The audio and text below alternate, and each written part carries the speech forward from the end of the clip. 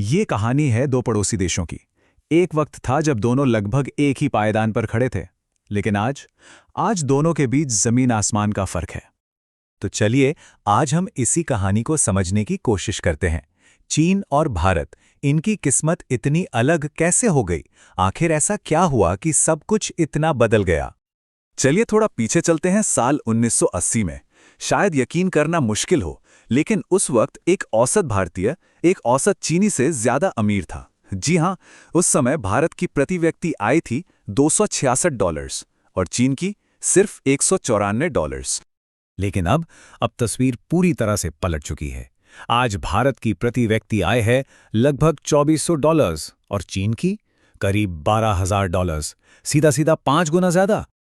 तो सबसे बड़ा सवाल यही उठता है, आखिर चीन ने इतनी लंबी छलांग लगाई कैसे? इस सवाल का जवाब ढूंढने के लिए हमें वक्त में थोड़ा पीछे जाना होगा। इस कहानी का पहला हिस्सा शुरू होता है चीन के पहले कम्युनिस्ट लीडर माओ त्से तुंग के दौर से। देखिए, उस वक्त चीन एकदम बंद था। ऐसी ऐसी कट्टर नीतियां थीं जिनके बारे में सुनकर हैरानी होती है।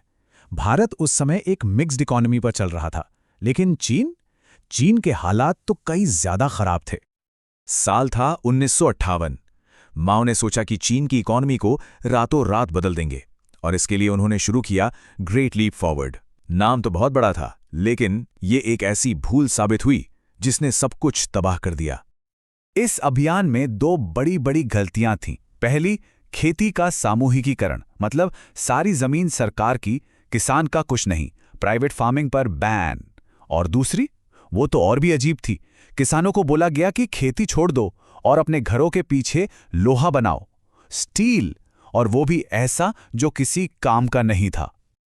और इसका नतीजा, एक ऐसा भयानक अकाल जिसके बारे में सोचकर रूह कांप जाती है। अनुमान है कि 5.5 करोड़ 55 मिलियन लोगों ने अपनी जान गंवा दी। ये कीमत चुकाई थी चीन ने उन गलत नीतियों की। लेकिन बात यहीं खत्म नहीं हुई। माओरू के नहीं, 1966 में शुरू हुई सांस्कृतिक क्रांति। ये कैंपेन था अपने दुश्मनों को रास्ते से हटाने का और अपनी सोच सब पर थोपने का। इस दौरान क्या क्या नहीं हुआ। स्कूल बंद कर दिए गए, देश की धरोहर को तोड़ दिया गया, और रेड गार्ड्स नाम की स्टूडेंट आर्मी को खुली छूट दे दी गई आतंक फैलाने के लिए। फिर साल आया 1976। माओ की मौत हुई और इसके बाद कहानी ने एक नया मोड़ लिया। एक नए लीडर सामने आए जिन्होंने चीन की किस्मत ही बदल दी। नाम था डेंग शियाओपिंग। इन्हें आज मॉडर्न चीन का जनक भी माना जाता है। डेंग की सोच माओ से एकदम उल्टी थी। उनका साफ साफ मानना था कि चीन की बर्बादी की सबसे बड़ी वजह इकोनॉमी पर गवर्नमेंट का सख्त कंट्रोल है। उन्हें पता था इसे बदलना ही होगा। तो सवाल यह है, डेंग ने आखिर किया क्या? उन्होंने ऐसे कौन से बड़े बदलाव किए जिन्होंने पूरे देश का नक्शा ही बदल कर रख दिया?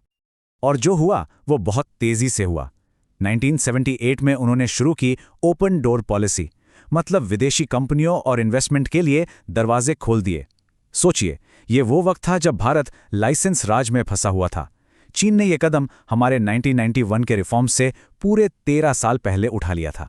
फिर 1980 में पहले 4 स्पेशल इकोनॉमिक जोन बनाए गए, और 1986 आते आते एजुकेशन को कंपलसरी करने का कानून भी आ गया।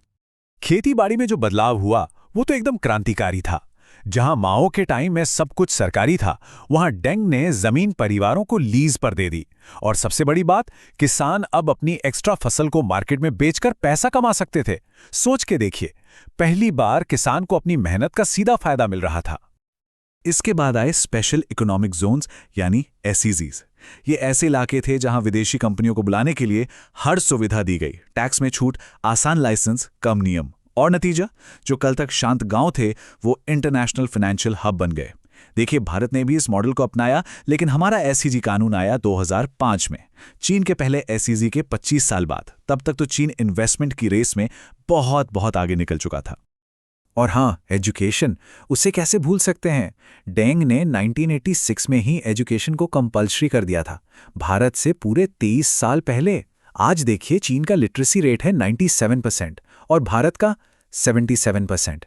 ये फर्क साफ बताता है कि एक स्किल्ड वर्कफोर्स तैयार करने की रेस में चीन ने कितनी जल्दी शुरुआत कर दी थी।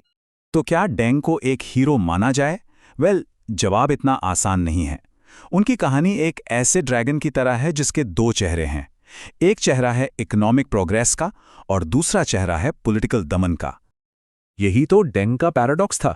एक तरफ इकोनॉमी में उन्होंने आज़ादी दी, ओपन मार्केट्स बनाए, लोगों को आगे बढ़ने के लिए एनकरेज किया, लेकिन दूसरी तरफ पॉलिटिक्स में उन्होंने कंट्रोल रखा, तानाशाही कायम रखी और हर विरोध को दबा दिया।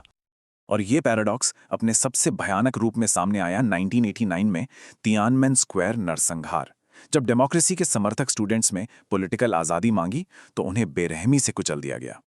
सरकारी आंकड़ा तो कुछ 100 लोगों का था, लेकिन एक डीक्लासिफाइड ब्रिटिश डिप्लोमेटिक केबल के मुताबिक उस दिन 10,000 से ज्यादा लोग मारे गए थे।